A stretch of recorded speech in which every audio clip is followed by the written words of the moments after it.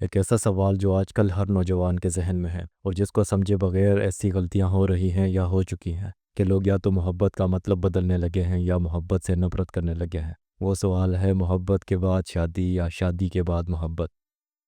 یہ سوال آسان لگتا ہے مگر اس کے اندر زندگی بھر کی خوشیاں یا غم چھپے ہوئے ہیں۔ اس سوال میں تمہارا مستقبل بھی ہو سکتا ہے، تمہارا سکون بھی، تو دوسری طرف تمہاری بربادی بھی اور تمام زندگی کا غم بھی۔ آج کل کی جنریشن کہتی ہے پہلے محبت پھر شادی، کہتے ہیں کہ جب دل لگ جائے گا تب رشتہ بنائیں گے، بغیر محبت کے شادی کیسے ہو سکتی ہے؟ اور پرانی جنریشن کہتی ہے پہلے شادی پھر محبت، کہتے ہیں کہ شادی کے بعد محبت خود بخود ہو جاتی ہے۔ تو کون سا طریقہ صحیح ہے؟ اس جواب سے پہلے یہ سمجھنا ضروری ہے کہ محبت ہے کیا، اور جسے آج کل محبت سمجھا جا رہا ہے وہ سچ میں محبت ہے بھی یا نہیں۔ آسان الفاظ میں بتاؤں تو آج کل کی محبت کچھ ایسے شروع ہوتی ہے۔ ایک لڑکا اور لڑکی کی ملاقات ہوتی ہے، کالج میں، یونیورسٹی، آفس یا سوشل میڈیا پر باتیں شروع ہوتی ہے، چیٹنگ، دیر رات تک فون، آن لائن ملاقاتیں، پھر کہتے ہیں ہم ایک دوسرے سے محبت کرتے ہیں۔ مگر کیا یہ سچ میں محبت ہے یا کوئی جال جسے جانے انجانے میں لوگ محبت کا نام دے دیتے ہیں؟ دیکھو، محبت تو ایک پاک جذبہ ہے جو ہمیں ہر طرف نظر آتا ہے۔ ماں اپنی اولاد سے محبت کرتی ہے، بچے ماں سے، باپ اور بہن بھائی سے۔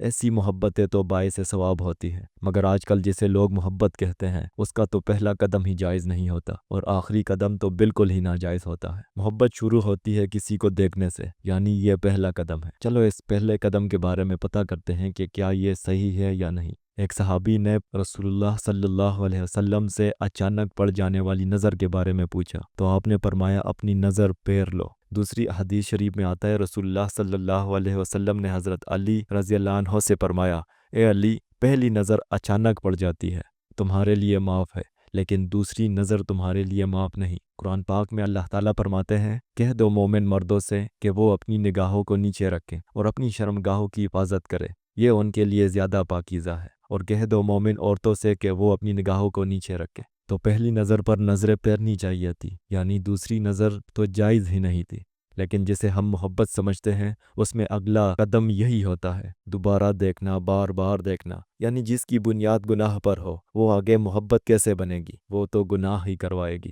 یہی قدم جس کو لینے سے منع کیا گیا تھا، ہم اسے معمولی سمجھ کر نظر انداز کر دیتے ہیں، اور پھر کیا ہوتا ہے؟ ایسی محبت کے نقصانات پر تو کتاب لکھی جا سکتی ہے۔ آپ نے دیکھا ہوگا فیلنگز بدل جاتی ہیں، کوئی اور آ جاتا ہے بیچ میں، بے وفائی ہو جاتی ہے، کسی کی زندگی برباد ہو جاتی ہے، کسی کا یقین محبت پر سے اٹھ جاتا ہے، اور اگر شادی بھی ہو جائے تو اکثر دیکھنے میں آتا ہے کہ زیادہ تر طلاق پسند کی شادی میں ہوتی ہے۔ یعنی جسے آج کل محبت سمجھا جا رہا ہے وہ محبت ہے ہی نہیں، وہ تو گناہ کروانے کا ذریعہ ہے۔ ایسے گناہ جو آپ کے حال اور مستقبل کو کس حد تک خراب کر سکتی ہیں، آج کل تو اس کا آسانی سے اندازہ لگایا جا سکتا ہے۔ تو پھر یہ محبت ہے کیا؟ محبت وہ ہے جو وقت کے ساتھ بنتی ہے، جو ذمہ داری سے بنتی ہے، جو احترام سے بنتی ہے، جو قربانیوں سے بنتی ہے، اور یہ محبت شادی کے بعد ہی بنتی ہے۔ حدیث شریف میں آتا ہے رسول اللہ صلی اللہ علیہ وسلم نے فرمایا، دو محبت کرنے والوں کے لیے نکاح سے بہتر کوئی راستہ نہیں دیکھا گیا۔ یعنی اگر تمہیں کسی سے محبت ہو گئی ہے تو نکاح کر لو، یہی حلال راستہ ہے۔ اپنے والدین کو دیکھو یا اپنے دادا دادی کو دیکھو، ان کی شادی ہوئی، انہوں نے ایک دوسرے کو پہلے کبھی نہیں دیکھا تھا، گھر والوں نے رشتہ طے کیا، شادی ہو گئی، پھر انہوں نے ایک دوسرے کو سمجھا، قربانیاں دی، مشکلات میں ساتھ دیا، خوشیوں میں شریک ہوئے، اور آہستہ آہستہ محبت بنی، اصلی محبت جو ساری زندگی قائم رہی۔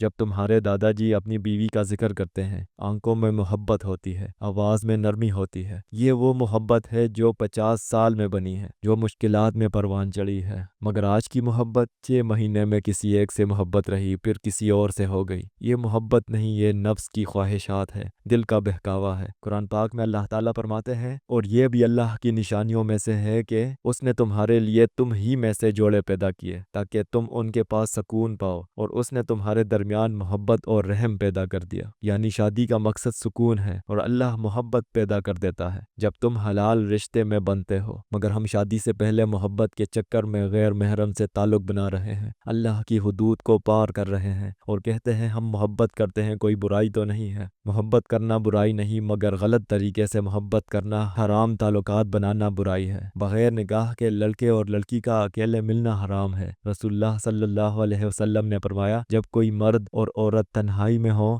تو تیسرا شیطان ہوتا ہے۔ تم سوچتے ہو تم صرف بات کر رہے ہو، صرف دوستی ہے، مگر آہستہ آہستہ دوستی محبت بنتی ہے، پھر جسمانی تعلق کی طرف جاتی ہے، یعنی وہ تمام گناہ جو آسانی سے تمہارا ایمان ضائع کر کے تمہیں جہنم تک پہنچا سکتے ہیں، وہ اسی محبت کی وجہ سے ہو جاتے ہیں۔ جب تم شادی سے پہلے محبت کرتے ہو تو ایک دھوکے میں رہتے ہو، صرف اچھی باتیں دیکھتے ہو، اچھا رویہ دیکھتے ہو، کیونکہ دونوں ایک دوسرے کو خوش کرنے کی کوشش میں لگے رہتے ہیں، مگر اصلی زندگی میں انسان کی حقیقت سامنے آتی ہے۔ ساتھ رہنے پر کمزوریاں نظر آتی ہیں، غصہ، عادتیں نظر آتی ہیں، پھر لوگ کہتے ہیں یہ وہ شخص نہیں جس سے میں محبت کرتا تھا۔ نہیں بھائی، یہ وہی شخص ہے، یہ نہیں بدلا، تم نے صرف ایک پہلو دیکھا تھا، اب پورا انسان نظر آ رہا ہے۔ یہی وجہ ہے کہ محبت کی شادیاں اکثر ٹوٹ جاتی ہیں، کیونکہ بنیاد خواہشات پر ہوتی ہے، حقیقت پر نہیں۔ مگر جب تم شادی کرتے ہو خاندان کی رضامندی سے، اسلامی طریقے سے، تو مضبوط بنیاد پر شروع کرتے ہو۔ تمہارے درمیان احترام ہوتا ہے، ذمہ داری کا احساس ہوتا ہے، پھر آہستہ آہستہ ایک دوسرے کو سمجھتے ہو، کمزوریوں کو قبول کرتے ہو، اور محبت بنتی ہے، حقیقی محبت۔ محبت کوئی فلم کی کہانی نہیں، حقیقی محبت محنت مانگتی ہے، صبر مانگتی ہے، قربانی مانگتی ہے۔ جب شوہر رات بھر محنت کرتا ہے بیوی اور بچوں کے لیے، یہ محبت ہے۔ جب بیوی اپنا آرام قربان کر کے بچوں کی پرورش کرتی ہے، یہ محبت ہے۔ یہ وہ محبت ہے جو ساری زندگی قائم رہتی ہے، اور یہ شادی کے بعد ہی بنتی ہے۔